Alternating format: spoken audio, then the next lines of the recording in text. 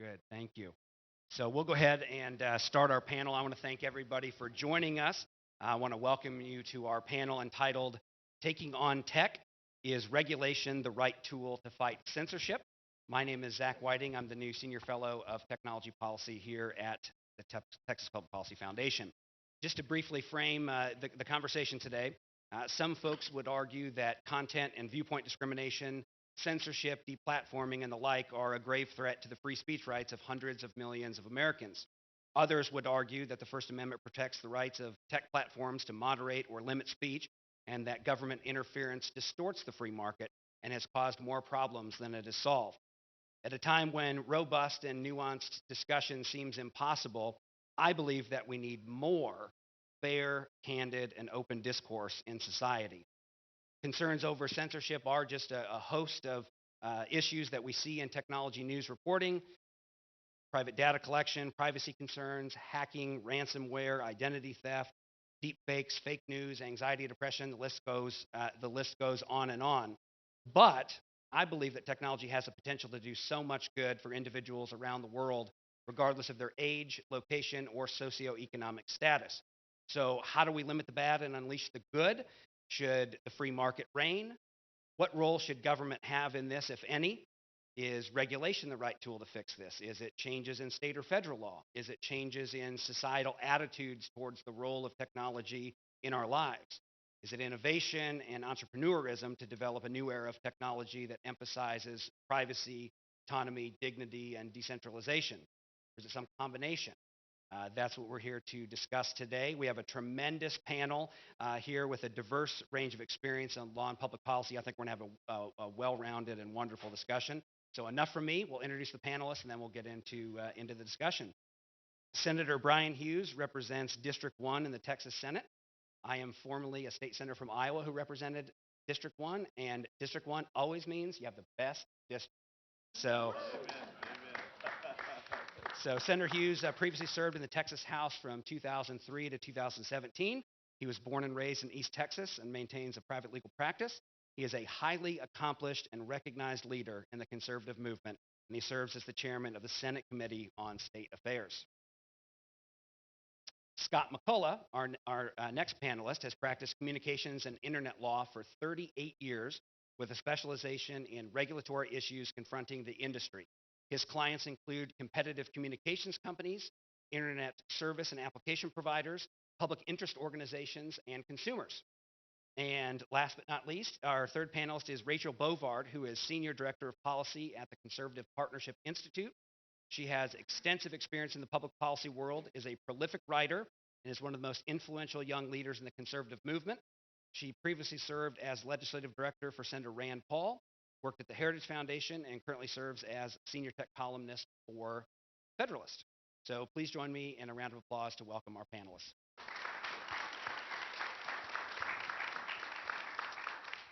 And so we'll do a moderated discussion, as you've seen in other panels, and then we'll open it up to Q&A at the end.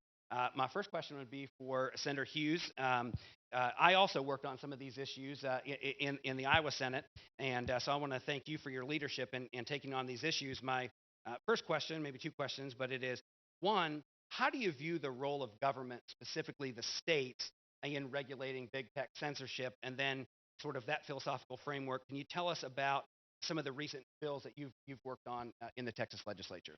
Senator, thank you so much. My name is Bryan Hughes. Many of us have met before. Happy New Year.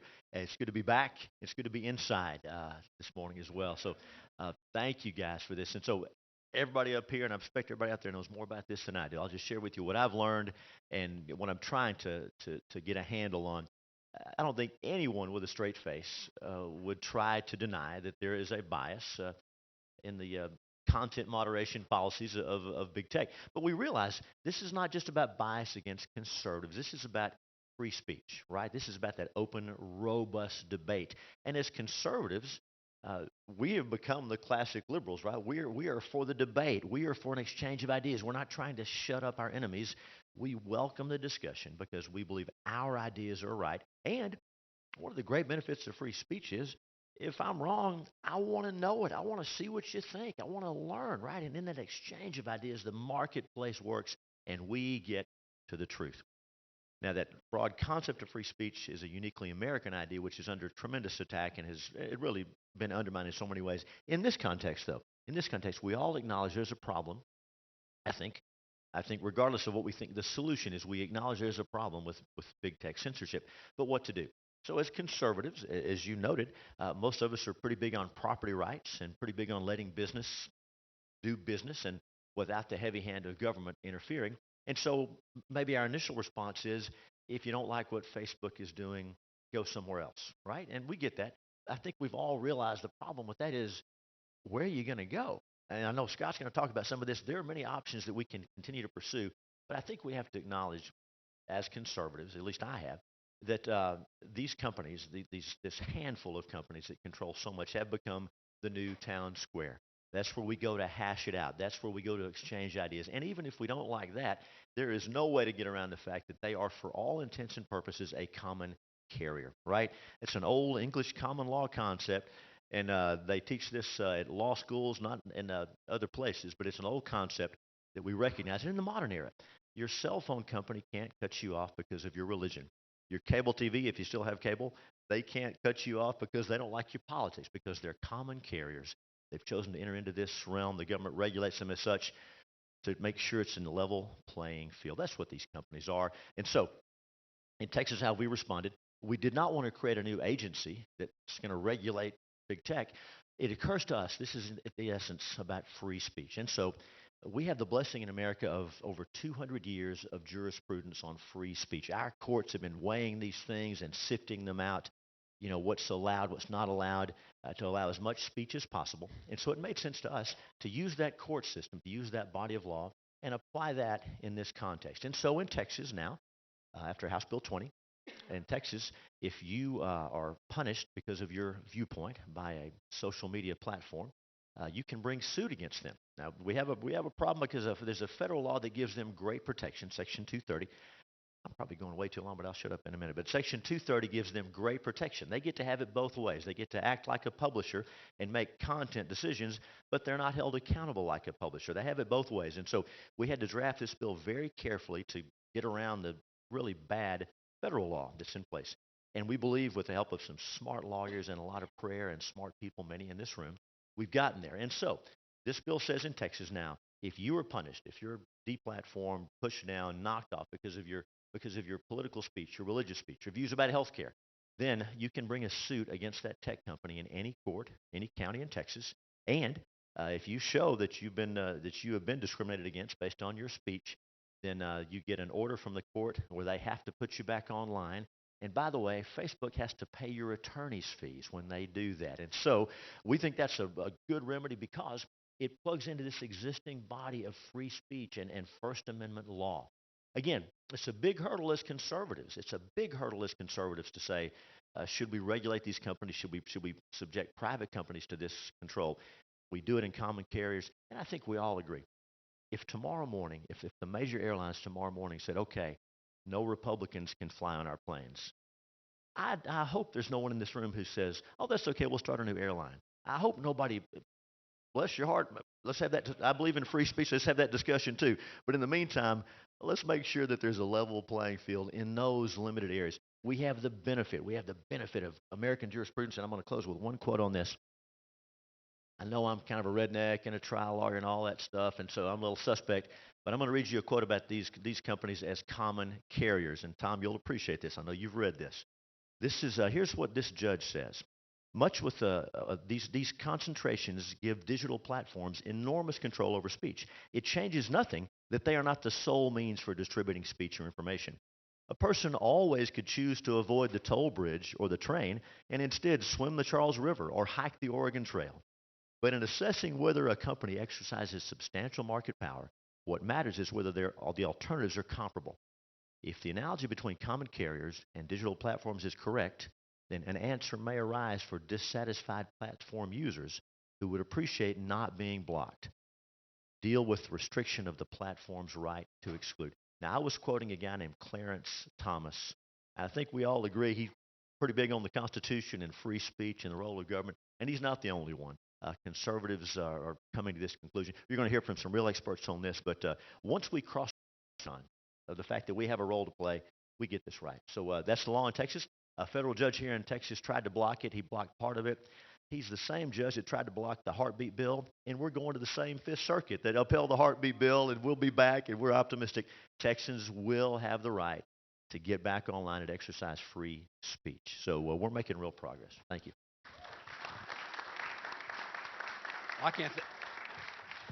I can't think of a better way to start the day than with a great Clarence Thomas quote, who I think is one of the most underrated jurists ever. Thank you, Senator. Scott, I'll go to you next. You recently filed an amicus brief, which TPPF joined in support of House Bill 20, which is the Texas law we just discussed being challenged in federal court. Florida also passed a law which is being challenged in the courts. Could you speak to us about these bills, where the lawsuits are at, and your thoughts on the merits? Sure. But let me take just a second here. You know, we call this Texas social media legislation House Bill 20, but it's really Bryan. He started this, you know, in 2019 and again in the last regular session and again in the first special session and finally got it done in the second special. So, well, and, you know, you got something special when somebody like Texas Monthly, the most horrible thing they can say about you when calling you a worse legislator is that you smile too much. So, you know, Bryan's he's a machine, and we're really lucky to have him, and so I hope y'all understand how lucky you are here. Individuals keep liberty alive only if they never give it away, especially in troubled times. There really can't be any compromise. When it's taken away, you got to take it back. That's what House Bill 20 does. It takes back the right for us to express our view, our perspective, and our facts.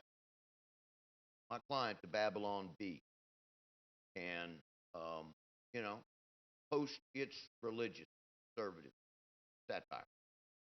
People can observe that, you know, using a cloth mask, kind of like putting up barbed wire to stop eaters. No, the vaccine isn't. There's a few side effects you might want to know about before you choose whether to take it.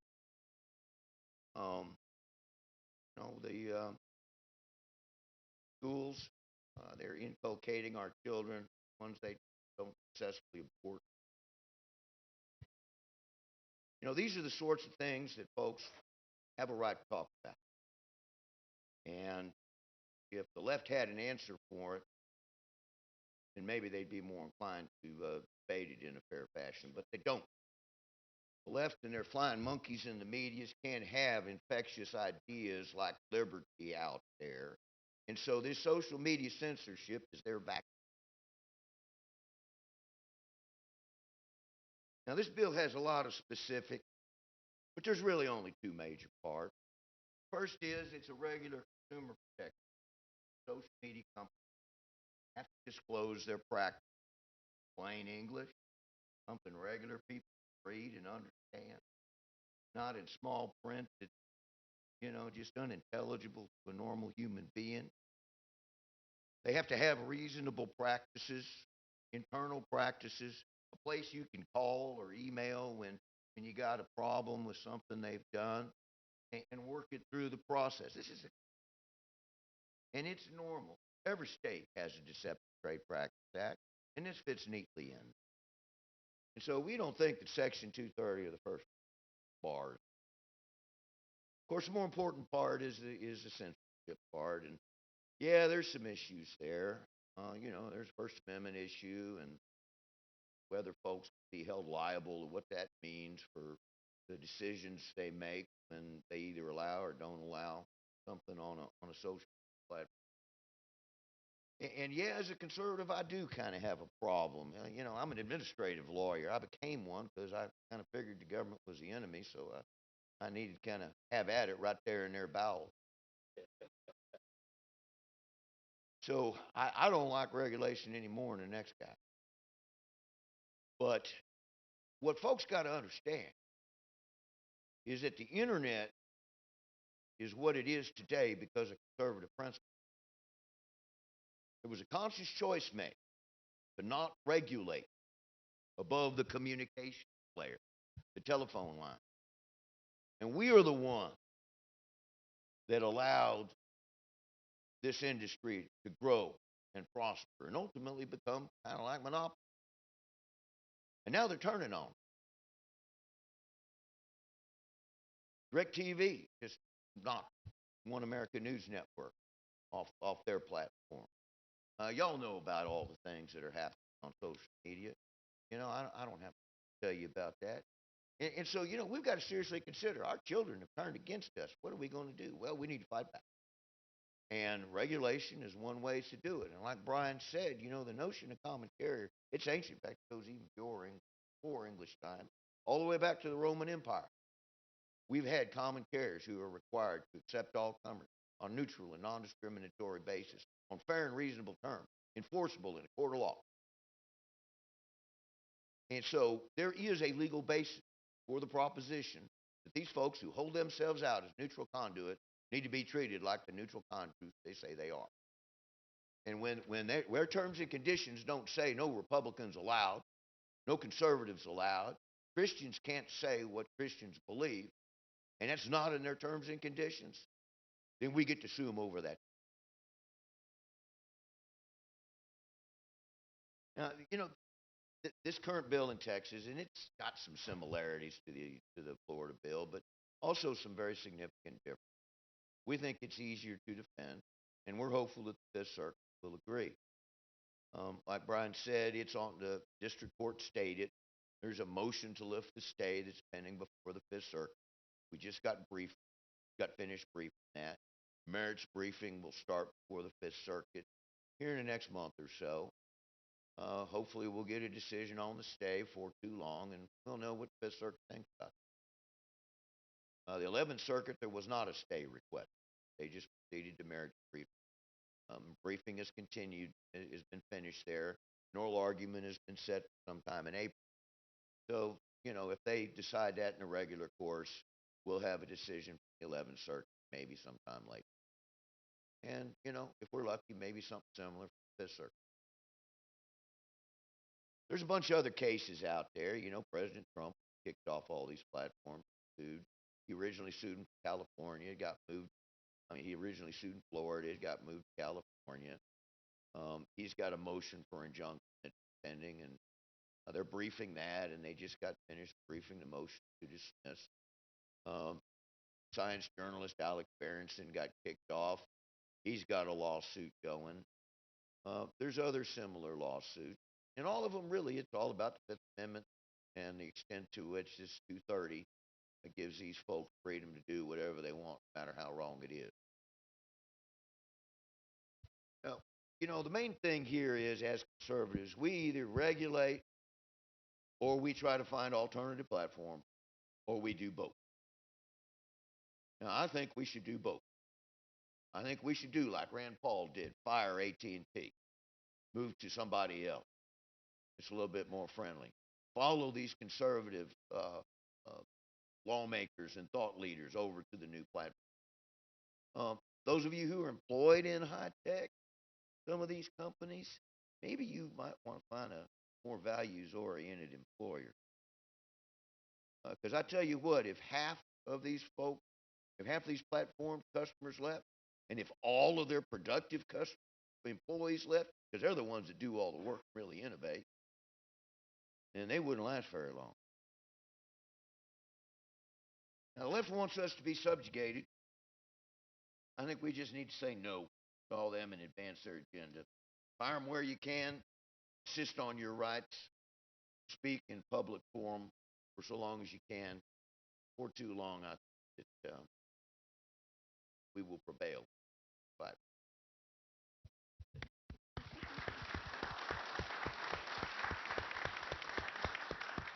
Thank you, Scott. And now we'll go to a question for Rachel Bovard. Our other two speakers have alluded to this mysterious phrase, Section 230, and it is one of the most talked about issues in the debate on this is Section 230 of the Communications Decency Act. And so maybe for someone here or in the audience who's not acquainted with this, could you talk to us about what Section 230 is, what was its original purpose, and do you have any thoughts on reforming or eliminating Section 230, notably the liability protections for big tech companies? Sure. A couple things I just want to say before I get to the specific question. The quote you read from Justice Clarence Thomas, I would urge everybody to go read that concurrence, because not only is Thomas a brilliant jurist, I would submit to you that he is the most brilliant jurist sitting on the Supreme Court today. Thank God for Clarence Thomas in so many ways. But if you want to read somebody who gets it on this issue, I would read that concurrence. You guys would know, the lawyers would know It's in specifically. the U.S. Supreme Court. It Yeah. is Joseph R. Biden versus Knight First Amendment Institute. It's in volume 593, U.S. Reporter. So it's Justice Thomas's concurring opinion, Biden versus Knight First Amendment Institute. Good. The second thing I would say before I even get to the mess that is Congress is how important the states are to this fight. I cannot emphasize this enough.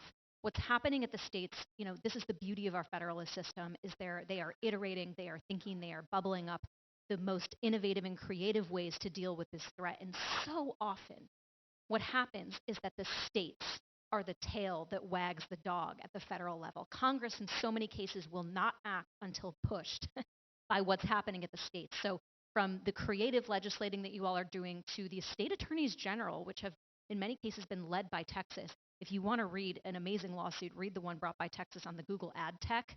You want to see how Google cheats and dominates the market, that's the case for you.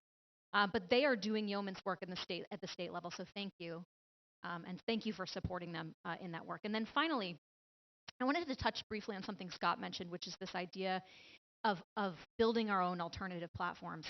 Because this, I think, is something that has been the traditional conservative response to tech censorship for the last, 10 years or so. And I think you're right. We need to do both. We need to take a two-pronged approach to this. But one thing I will say is this was the classic conservative response until what happened to Parler, right? Parler, if you all remember, was the really popular Twitter alternative, right? Everybody said, oh, you don't like Twitter? Fine, build your own. So John Matsey built his own Twitter. And it was so popular. Even if any of you used Parler, it was kind of terrible, right? The interface wasn't actually very good, but the demand was so high because people wanted a place to speak. People wanted a place to actually freely share their ideas. But what happened? As soon as it cracked the mainstream, as soon as it became the most successful conservative competitor to Twitter, as soon as Twitter felt threatened, within 48 hours of each other, Google kicked it out of its app store. Apple kicked it out of its app store. The only two ways an app can survive is to be in those app stores. And Amazon deplatformed it from the web within 48 hours of each other. Conservative alternatives cannot succeed in the absence of a free market. If you want a free market alternative to exist, you have to protect the free market, which is why I also think we need robust antitrust enforcement, which we can talk about. But on the issue of Section 230, so many of you are probably familiar with this tiny, tiny provision of law that was passed in 1996, way when the internet was in its infancy, when I was in 6th grade. This is when this law was passed. I just made both of you feel old. I'm sorry. Why did she think that? Yeah. Basically, it was designed, if you go back and read the debate in Congress, it was designed to solve what we call the moderator's dilemma, right? How do you get these companies to remove the smutty content that nobody actually wants to see? The law defines it as like lewd, lascivious, harassing, all this gross content, without making them liable as publishers. So what the law said is these companies will not be liable. They'll not be held liable for what you post, right, for third-party content. And they will be protected when they remove the content that we don't want them to see. The goal of this law was actually an amendment. It wasn't even a law. It was an amendment offered to a larger bill. It was called the Family Online Empowerment Act. That's what Section 230 was called. It had one goal, and it was to clean up the internet. It was to take down porn. Obviously, it hasn't been that successful in that regard, as you all know. That was the goal. But over time, right, I think that was a good and necessary goal, by the way, right? But over time, what has happened is that the courts have taken those 26 words, that tiny provision of law, and they've taken what was a porous immunity, and they've stretched it into this bulletproof sort of blanket immunity that covers all manner of sins at this point. Facebook, I think it was last year, went into the Texas Supreme Court and argued that, hey, yeah, we know that 14 and 15-year-old girls were sex trafficked on Instagram. We know that. We know we didn't do anything about it, but we're not liable. Sorry, we're not going to do anything about it. Those victims have no recourse. That was not the point of Section 230. Section 230 was not designed to protect sex traffickers on Instagram, okay? So the way to think about Section 230, I think, in this regard is that, and you see even big tech proponents admit that it is a massive financial subsidy to these platforms, not just to these platforms, of course, right? Section 230 covers the internet, so it's also covering the comment sections of newspapers, right? But for these specific platforms, it has become a bulletproof shield in a way that Congress never really intended. And like so many of our laws, what Congress passed, it can review. Okay, Section 230 is not in the First Amendment. Section 230 is not in the Constitution.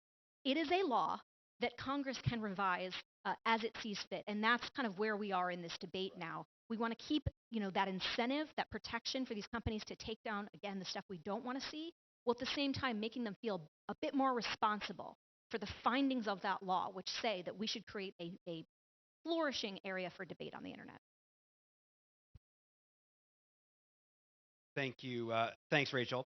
I'll use a great phrase from my days in law school.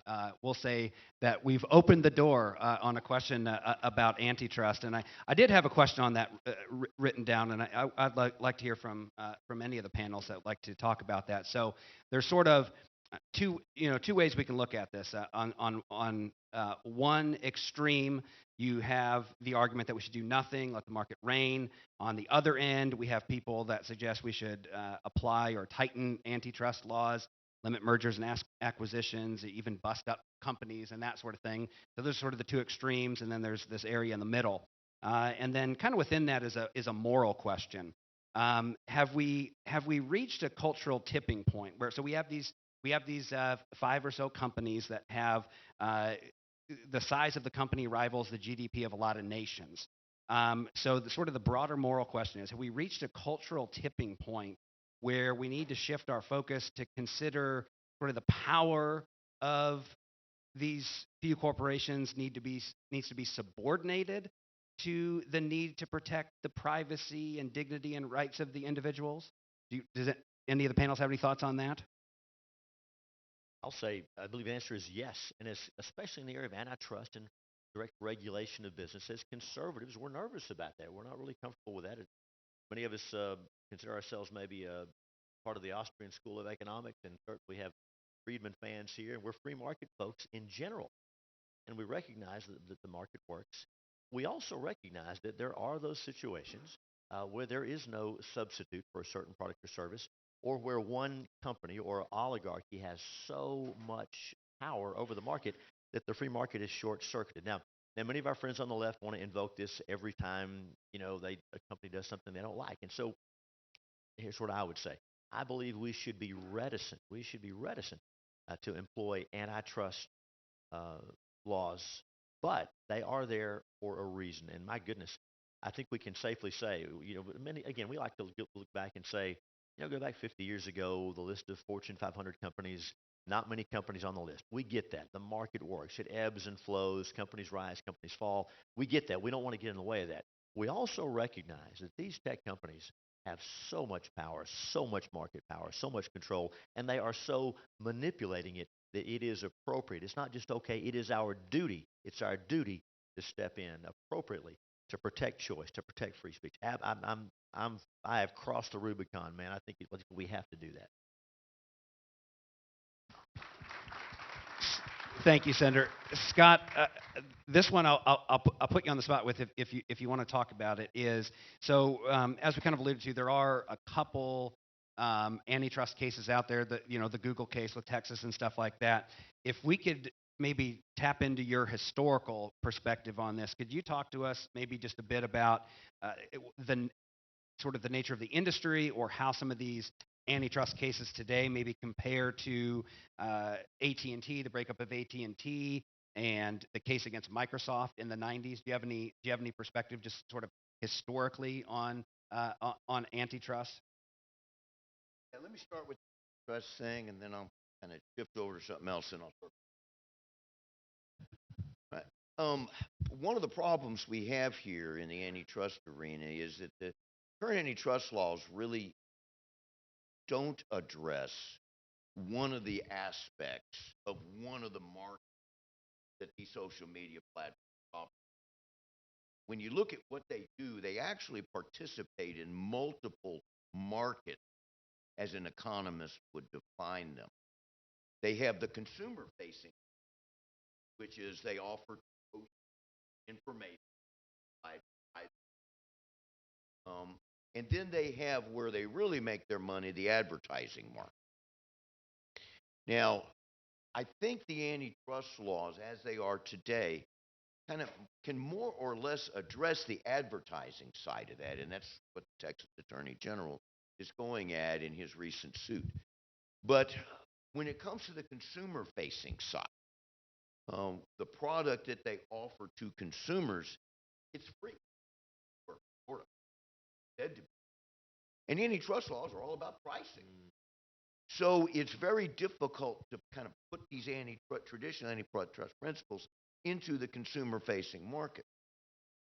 So that's something where I do think that the laws need to be addressed, or the FTC is kind of looking at this now. They just opened a proceeding on it. So that's where our antitrust thoughts need to maybe adjust. What do you do when you got a market where the main draw is basically it's free? I can help with this. Yeah. So, but let me finish my circle though. One of the things that I've been doing for a very long time, even before there was a Facebook or a Twitter, was telecommunications regulation. The FCC in the early '70s decided that it was going to regulate the telecom companies, make sure that they provided only telecom service, basic transmission, so that transmission could be the platform upon which other services could be provided. It originally started with many kinds of data services in the '70s and '80s, and in the very early part of the '90s, we had all these walled gardens, Yahoo, CompuServe. These were all what we called enhanced services, and they had the right to buy communication services from the telecommunications companies on just and reasonable terms. At the same time, you also had the AT&T and GTE Antitrust Act, which imposed a divestiture where they had to spin off certain lines of business. And their telecommunications operations were also regulated so that while even their telecom companies could do certain things that weren't telecom, they had to engage in accounting safeguards. They had to prove to the FCC that their price for basic telephone service wasn't subsidize these other things that they were doing. So we have, at the communications layer, we have years of precedent on how to deal with this. Now, I'll tell you, I don't think the FCC's done a good job at all regulating the communications layer. Congress clearly meant in 1996 that at least the telecom portion was open, interoperable, common carrier. Everybody could interconnect on just and reasonable terms. And the FCC has not fairly implemented the '96 Act.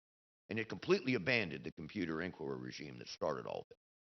So, I've been fighting with AT&T since the '70s, and I'll probably do it till the day I die. But I understand what the platform is like upon which all of these social media platforms operate. And so we've got to segregate, the communications from the information service piece. And then within the information service piece, social media platforms are a small part of it. Now, finally, the problem that I have with the business model of these platforms is that they're making money on your information. You see, they're not giving a product to you. You are the product. And you are effectively waiving your property information, the content that you draft. When you post, when you put whatever up there, that's your stuff, your property. and then you give it to them, and they monetize it. In return, you get free service. Free. Well, it's not really free because you're giving up your privacy and you're giving up your own intellectual property. So I think we need to be thinking a little bit more about the business model, this whole business model. We should be thinking about whether these folks should not be able to just take your privacy away and monetize it. And instead, your information should remain your property, and they are only bailees who handle it for you. And that would also give us some good ideas on how to deal with it from an antitrust perspective. Rachel, did you have anything to add to that? So just two quick things. First, I think you're absolutely right about the sort of multifaceted solution that's needed here. I think when we think about big tech, we love to sort of focus on the silver bullet, the one thing that will save us all. That's not going to solve this problem. A full sort of push against big tech will require Section 230 reform. It will require, I think, robust antitrust enforcement. It will require some kind of common carriage approach, some regulatory structure around data harvesting and what these companies do with our data, because that is a largely lawless space that many of us aren't even familiar with how far our data is traveling and who owns it and what they do with it. But the second thing I would say, since we sort of opened this door to antitrust, the reason I raise it is because, again, I don't think it's a silver bullet here, and I don't think it addresses every problem that we have with big tech. But when we think about it as a remedy, conservatives always support law enforcement, but weirdly not in this space, right? Because that's what antitrust is, okay? It's law enforcement. It's housed in the Department of Justice, right? Department of Justice is who enforces the antitrust law. These laws are on the books. And now to Scott's point, the laws themselves, the statutes themselves are actually quite broad and vague. What is developed over time when you talk about price is under the guise of what we call the consumer welfare standard.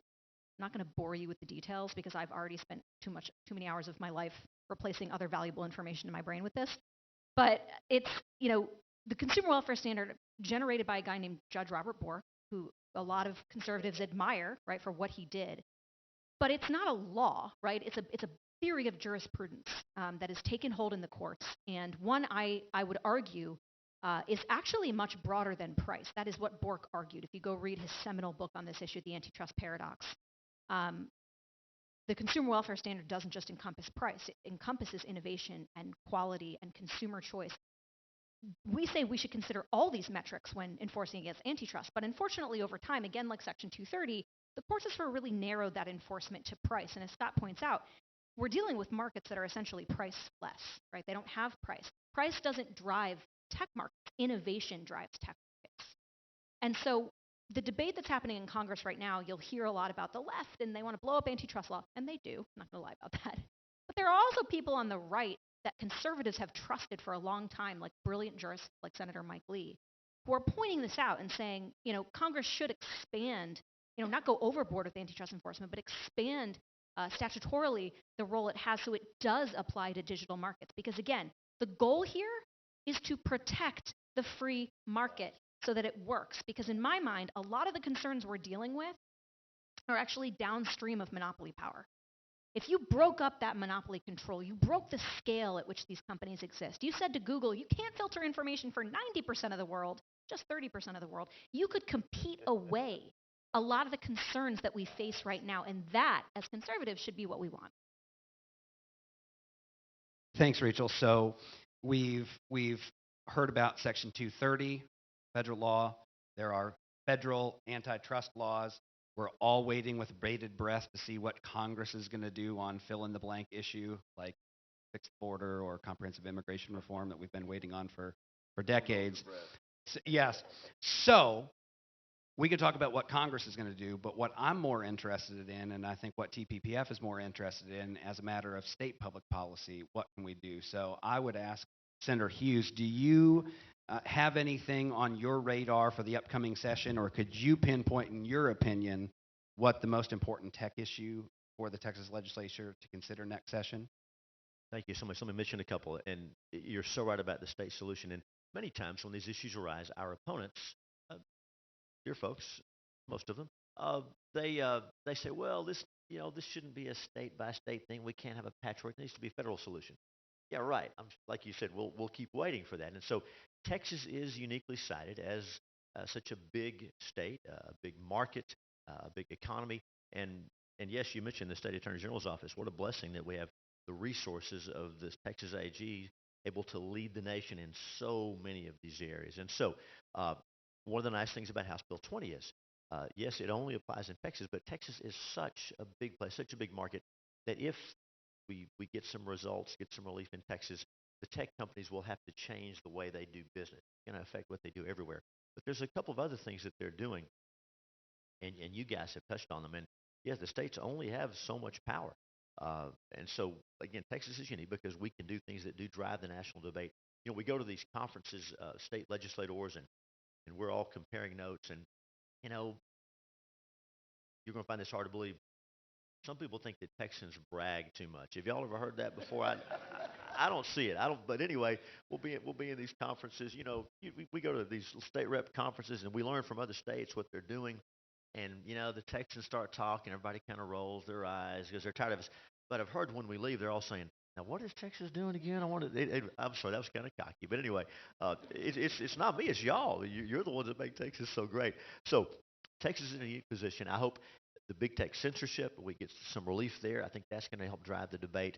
And what you said about their business model, Scott, it's really troubling, and that may require a federal solution. There are things the state can do, and I'm just going to drop one footnote here, not to get off track, but I want to make sure we talk about this.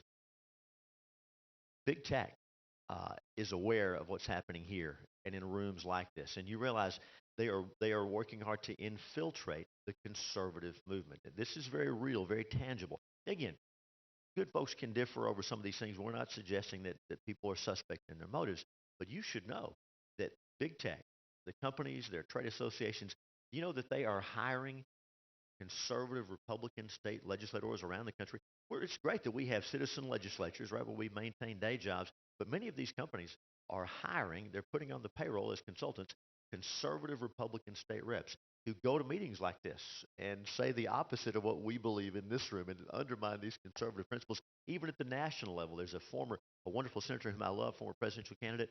He's now on the payroll of big tech. So we need to follow the money and make good policy here that will spread. I don't think I answered the question, but maybe they can.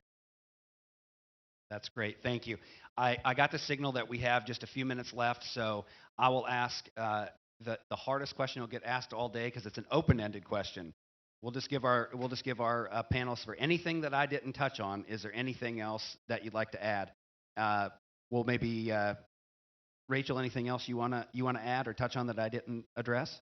Just real quick. One brief policy that, again, conservatives generally tend not to support, but I do see percolate a lot in these sort of state spaces, is this idea that as citizens we have no recourse against these platforms for anything. And, the Texas bill tries to address some of the state legislation. But when we think about what these companies do to kids and what these companies know they do to kids and advertise to kids anyway, I've often thought that the quickest way to reform, Facebook, which owns Instagram, is to allow a horde of angry moms to sue them. That will get more results faster than anything else.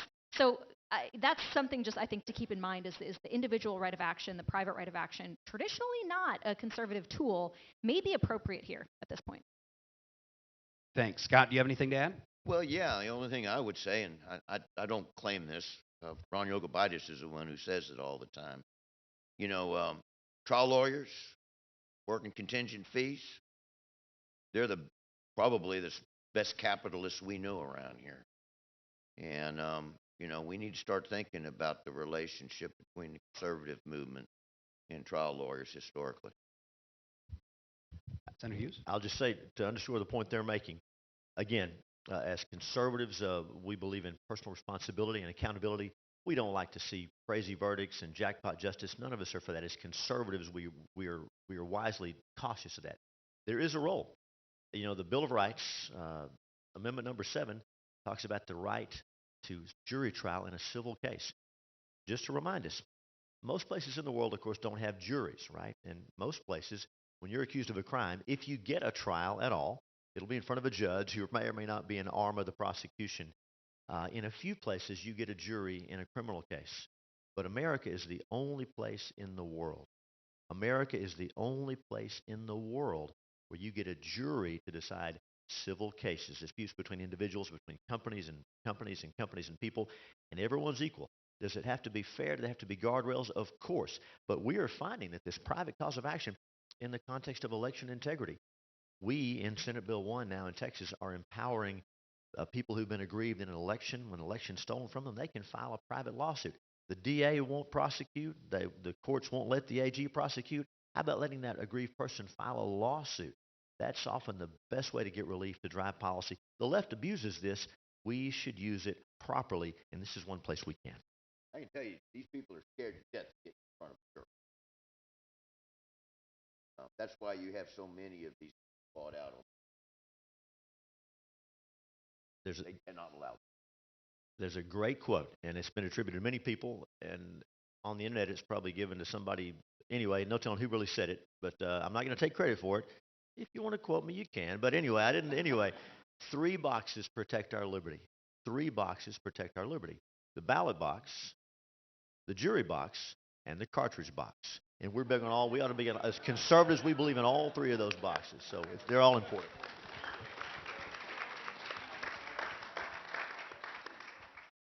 Well, I want to thank the panel, and I'd like to think I asked okay questions. I'm biased, I wrote them, but I know that we will get much better questions from the audience, so we'll go to the audience. The first hand I see is that gal right there. Please raise your hands, please speak into the mics, and keep your questions short and to the form of a question, if you could. Absolutely. Okay, so here's my question. HB 20 is supposed to allow you to challenge being deplatformed. I had a daughter that was kicked off Facebook, and they don't give you a reason. They don't tell you why. And she didn't have anything political on there. I mean, nothing. It was all personal. The only thing we can think of that made them kick her off is that on her profile it says she works for Congressman Chip Roy. So apparently that's all you need now is to have anything in your profile that shows you're conservative, and they kick her off. But how do you prove it, right? I mean, the burden of proof on something like that is almost impossible to prove in a court, and they won't let her back on. It's a great question. What do we do? It's a great question. So lawsuits have not been allowed against these guys for anything until House Bill 20, and we mentioned it being blocked by the court. In House Bill 20, we gave you the right to hire your own attorney or to have the Attorney General come in. The only thing that's been blocked is the Attorney General's role. We can still bring these private lawsuits. You're going to see some coming very quickly. So this is all new. So we expect to see these cases filed in front of judges who love the Constitution, who would take an appropriate view of the Constitution. And yes, it's pretty simple. If they knock you off and they can't show that they had a legitimate reason based on their own terms, then they lose. So it's brand new. This law has just taken effect, so these lawsuits are new. But again, as Scott said, they don't want to be in front of a jury. The discovery process, you file a lawsuit, and we send each other written questions back and forth, and we take depositions. The idea of pulling back the curtain and seeing what these companies are doing frightens them more than anything else. That's why they hate the idea of this going forward. So yes, ma'am, to answer your question is, it hasn't been done yet, but the law gives us the platform we need. Once we start filing these lawsuits, they have to give account. I think they're going to start putting people back online and stop censoring Texans. So it's going to work. We'll go to the gentleman in the back corner. Mario Loyola, taking my. So this is, I was telling my buddy John Harper before this panel that this is the one issue that I've gotten into the most serious disagreements about with my very close conservative friends, people that I haven't disagreed anything about in my entire life. And just like I think Rachel said, these companies that were, or one of the other gentlemen said, these companies that arose because of the free market have now turned on the free market. There's a legitimate worry whether in going after these companies, we are turning on some of our longest held free market principles. And I just want to say I've tried to represent your side of the argument. I'm sympathetic to the common carrier theory. I've tried to represent the more pure free marketeers here. And I believe that they don't get it, and they are, this is the big tech media is taking over the role of state media in a emerging dictatorship, and I think that they've got to wake up and figure it out. However, there's a couple of things where I have to ask the question of whether addressing the concern with big tech censorship by increasing government regulation isn't jumping from the frying pan into the fire. One example is that repealing Section 230, if I was a big tech company, I would respond to the repeal of Section 230 by establishing a much more robust censorship regime than the one that's happening now, which I think is pretty clearly one of the things that would happen. Another thing that worries me even more is the revival of some of these really terrible antitrust doctrines of the mid-20th century that Robert Bork and the Chicago School was able to debunk in the 1970s across the board, to the point where even Obama's FTC and Justice Department were taking very pro-competitive enforcement actions under the antitrust laws, a very pro-competitive approach that even Republicans wouldn't have taken in the middle of the 20th century. One of the worst ideas, which I think is here where I disagree with Rachel maybe most strongly, is one of the worst ideas of the mid-20th century that we were able to debunk in the Chicago School during the 70s is the idea that market concentration is per se bad. Because we know that market concentration gives efficiencies that are good, oftentimes for competitors. There's a reason why the Sherman Act. I'm getting to my question. There's a reason why the Sherman Act makes monopolization and not monopolies illegal. And so, anyway, I'll just leave it there and ask for. Yeah, if I can respond briefly. Thank you. So let's not mischaracterize what I said here, which is not that we should upend traditional antitrust enforcement or consumer welfare standard. What I did say, and what I truly do believe, and so do very smart lawyers that I talk to about this, is that the enforcement has been so narrowed away from what Robert Bork even envisioned.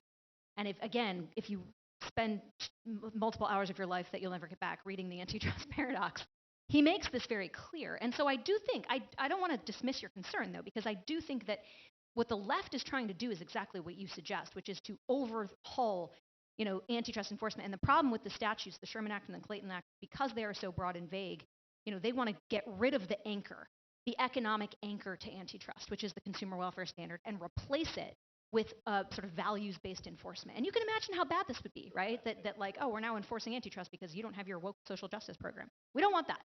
But that is, just because that is what they're proposing doesn't mean we have to. And that we can't take a more nuanced and thoughtful approach to say there is a problem here, where concentration exists, it's not necessarily criminal, but where there is criminal activity, and I would suggest, again, that you visit the antitrust suits being brought against Google by the Department of Justice, Trump's Department of Justice, by the way, and the Texas state AGs. There actually may be some criminal activity here.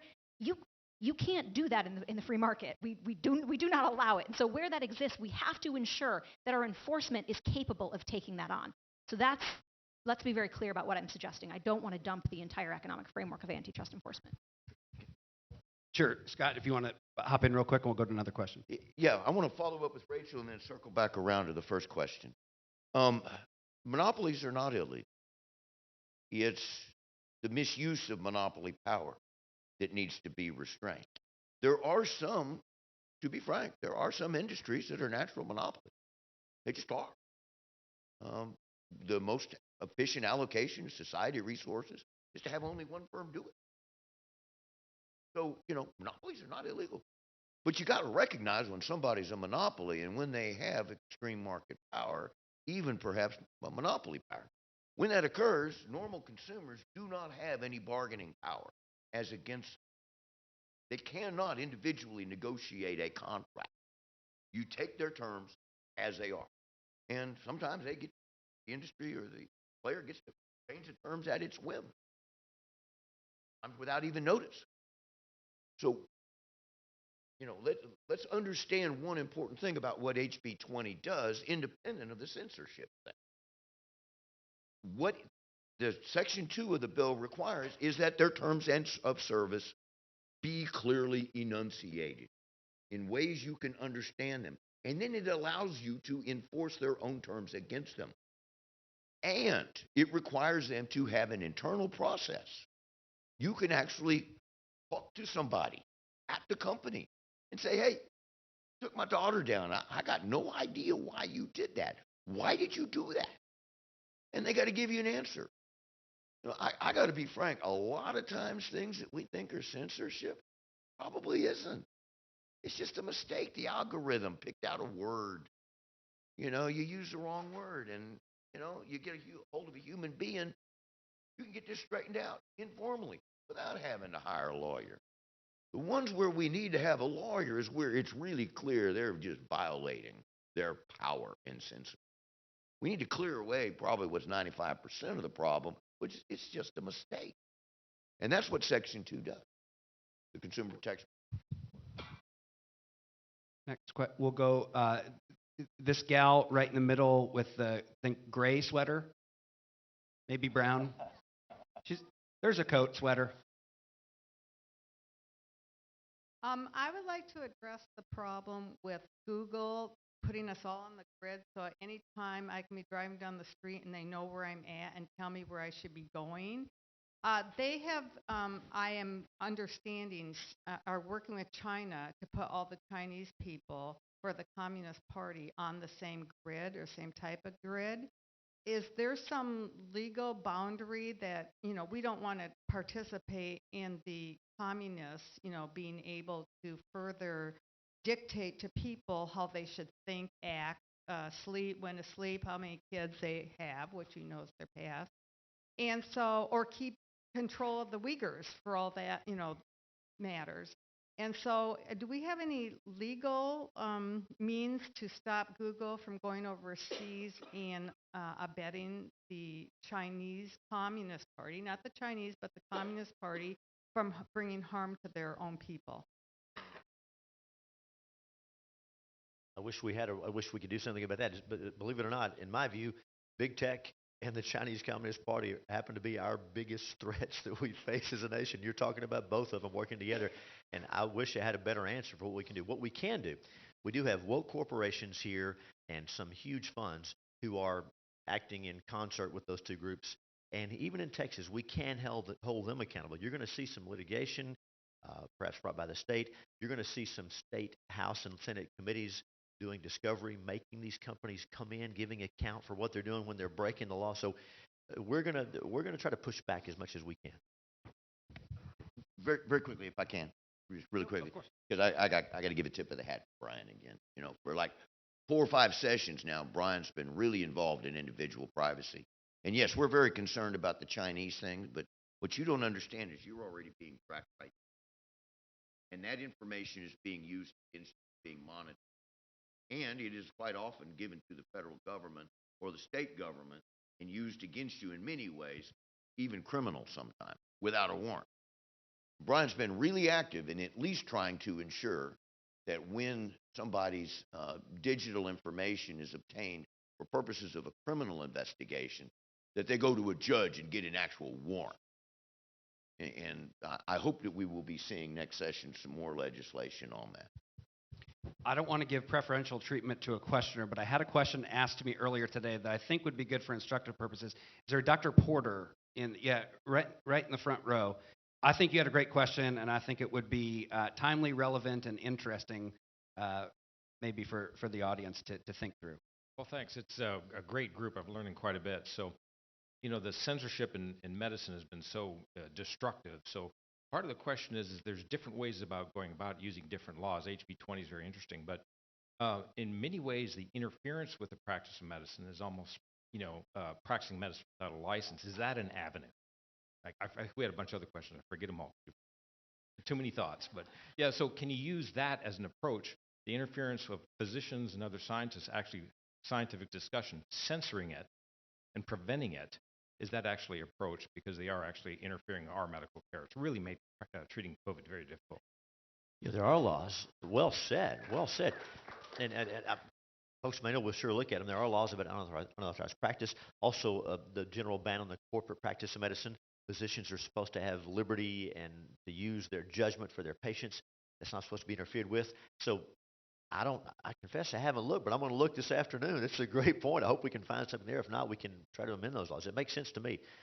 Megan, the one that's affected people most, politics aside, the censorship of medical information is just remarkable. It's just remarkable. And it cuts across all political and social lines. So maybe those are avenues. I'm going to look. Yeah, real briefly, and by the way, it's not just doctors. If you followed Senator Ron Johnson from Wisconsin, who held a hearing in the Senate with doctors talking about early COVID treatment, was censored from YouTube. A sitting United States Senator with sworn testimony in front of the United States Senate, YouTube was like, oh, no, misinformation. What world are we living in? But to your point, one interesting way to think about this is how these companies actually censor this information oftentimes isn't removing it completely. It's fact checking it or putting, a fact check on top of it. And many times that is created or paid for by the company itself. Facebook has this whole network of fact checkers they pay. And it's this weird cycle where they'll pay for a fact check and then use that fact check that they paid for to cite why your content is bad. It's like a weird circular thing. Under Section 230, that's only an immunity shield from user-generated content. A fact check created by Facebook, paid for by Facebook, Google, anyone, is not user-generated content. It's their content. So start to think about it that way. That could be a reform at the federal level that starts to get at some of this. The gentleman in the tan jacket. The lights are so bright I can't see colors. Got a mic for you. Exactly right. They use our information to perform their high-tech stuff. But the fact remains is the state of Texas sells the driver's license list. So therefore, they enable the thousands of robocalls come in every day, and we can't seem to get anything done about that. And you seem to do some work on that. That is such a shame that we do that. And I didn't know phone numbers were being sold. I sure will find out because the ban on robocalls unsolicited is supposed to be pretty strong. Let me find out. I didn't know that. Let me find out. In fact, look, can we visit afterwards? Will you give me some details on that? Thank you. The gentleman in the front row, blue suit, red tie. He's coming around with the mic. Thank you. Hi, thank you. Really appreciate your all leadership on all this. I'm a founder of a startup myself, caucusroom.com. It's locally oriented social network just for conservatives. And I've heard a lot of great ideas that I think would be beneficial to my company, but a couple that might also cost me more money too to comply with. And I'm just going to go with it. My question though is, I have to say, I'm a former legislator from Colorado and a former recovering lobbyist as well. Congratulations. Thank you. On your recovery. And and when I was a legislator, I sponsored a bill to deregulate the luxury limo industry. This was over a decade ago. The bill died on a tie vote after it went over to the state Senate, but it 3 years later, Uber came along. And so my little bill could have been $1 billion solution idea. I could have made a ton of money. Instead, I was just a legislator. So the reason I say all that is that you all have raised a lot of really good issues, but I got to tell you, being in the market where I buy from data centers, I have to get insurance, liability insurance, et cetera. I'm finding a lot of products coming out to me from the marketplace to solve some of these problems. And frankly, they're happening faster than government can move. Even at your fastest pace with your best intentions, I feel like the market can go faster than that. So I would just ask, can you please not do anything that would slow those great private solutions to some of the problems you've raised? Oh, man, amen. You're so right. And Rachel said this well. We think about antitrust context. It's a little trickier, but it can be done. But even with House Bill 20, the goal of House Bill 20 is to get these companies out of the way so that the market's unleashed. So you're so right. We have to think through every one of these and follow it to its logical end and make sure we're not making it worse. Imagine that, a government passing unintended consequences. It could happen. So yeah, you're exactly right. And so we always have to check that internally. We need your help. We need to hear from you guys as you see these things. The concern is, and Rachel's addressed this, and you're not advocating this, but some in the conservative movement would say, "Oh, sorry, we can't touch this. King's X, we can't do anything." And I think we realize it is such a crisis, and it's so real that we have to do something, but not something stupid, not something that undermines the market and limits people's choice. Yeah, one quick thing I would add too, because I think you're absolutely right, and that's just why it's hard to be conservative, right? Because it's like you want to address the issue, but with a scalpel as opposed to with a hammer, which is always more difficult. But the flip side of the argument, as the market moves, is we want to make sure the market is working efficiently. I also hear from a ton of small businesses that are being crushed by Amazon, acting in very nefarious ways. We think of Facebook and Google also as just speech platforms, and they're not. They're market access platforms for millions of small businesses around the country. I hear constantly from conservative businesses who get deplatformed from Facebook for no reason, that is one of the biggest digital advertising agencies in the country, in the world. And they're, if they can't reach consumers, if politicians, if candidates cannot access voters in a way that's now becoming a sort of almost critical campaign infrastructure, that also has a downstream effect. So I think we're trying to do both. We're trying to allow innovation to come forward, but also recognize that where the market isn't working and harming small innovators, we need to address that too. Thank you. The gal in the red shirt, third row in.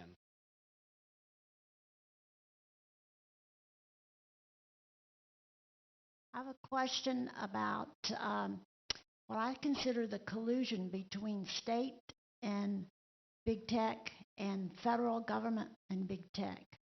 And I guess limiting the speech of conservatives or limiting the businesses and everything. That's illegal, isn't it? I mean, it's unconstitutional. Great point. It's already. Could I say one thing? Dr. Shiva actually found an email evidence of this state collusion after his election. I'm wondering how many other candidates could find that. Yep. To that point, I know we've talked about this, and Rachel went over Section 230 so clearly, but to be clear, the problem we face in this context, this activity is against the law. They should be held accountable for it. But again, Section 230, this once good provision, which has been stretched so far, Section 230 says that these companies cannot be held liable. We cannot get damages against them. They cannot be held civilly liable for any decision they make like that. And so, again, it's been stretched so far, and so Congress needs to repeal 230. In the meantime, we're having to try to legislate around it because, yes, these things are illegal, but they're allowed to do it, and we cannot hold them accountable unless we find a way around Section 230. So that's a big part of the problem. That's a big part of the problem.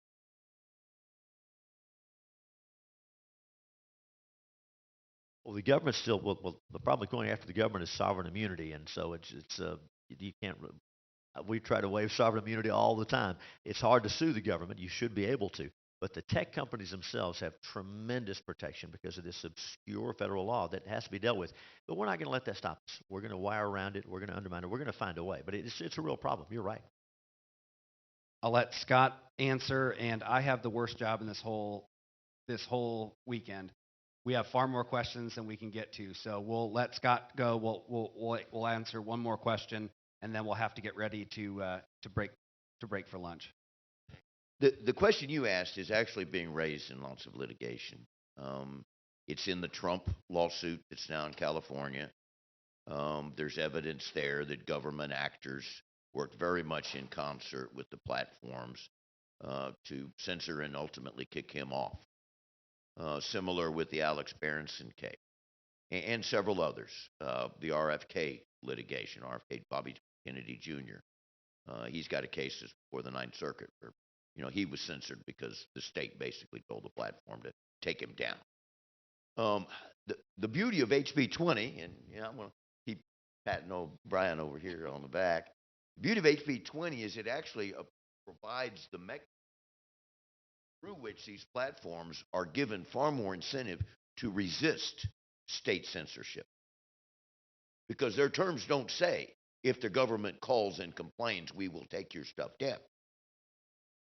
They don't disclose that that is something they will do. And so, once again, not the censorship part, but the consumer protection part in HB 20 actually provides more reasons for these platforms to resist when the state calls and says, I don't like this content, take it down. Because the consumer can then go, why'd you do that? Let's work it through. And if it turns out to be a violation of the terms of service, can get a lawyer and sue in court.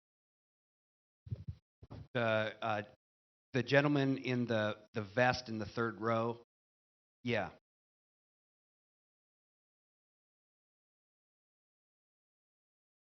I'm a little bit of a ringer. I've been an internet provider since 1994.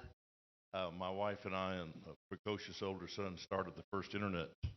There was no access to San Antonio, so we started, as my wife said so early, we got the name Texas, texas.net. But this Section 230 is dealing with Usenet, the internet as it was in 1996, before the web was popularized with the graphical Netscape came out then in '96. And the problem is it's not the internet, it's the web. The web has a censor in chief. It's called the webmaster. And that's, Zuckerberg and all the rest of them. On Usenet, the original internet from '79 that we started, when we started in '94, that's what people signed up for. They weren't signing up for the web, y'all. The point and click freebie crowd, you had to have an account. You had to pay for an internet account, and you got the Usenet with it. And all the content there, like Section 230 says, is user-generated. Whereas on the web, you have a webmaster who controls whatever goes on the web.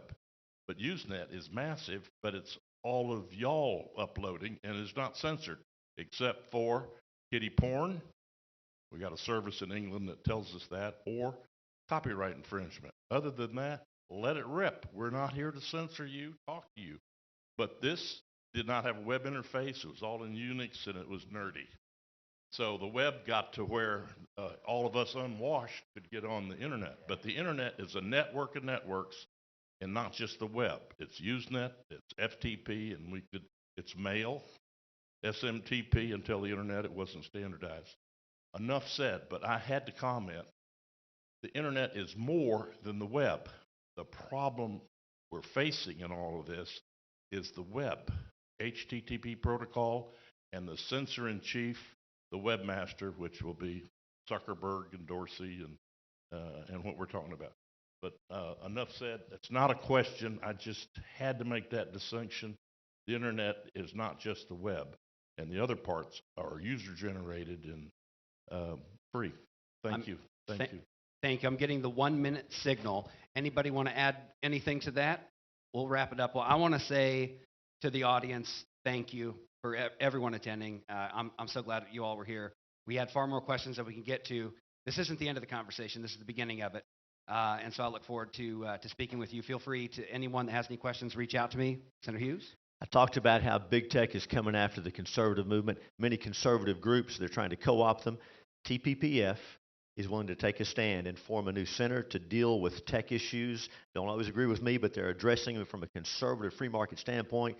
The senator is running that program. We are so thankful to TPPF as a conservative, as the leading conservative state think tank, taking this issue on. Thank you for doing this. Well, thank you. That's very kind. So once again, I want to thank the audience that attended here in person, all of the people out in virtual world. Hello. I will ask you to give a round of applause to our panelists real quick. I want to remind everybody that at 12:30 we're going to have our keynote lunch with Chris Rufo, Believe Next Door, in the Zlotnick Ballroom. So if you would all, please give a round of applause and thank our great panelists. Have a great day, everybody. Thank you.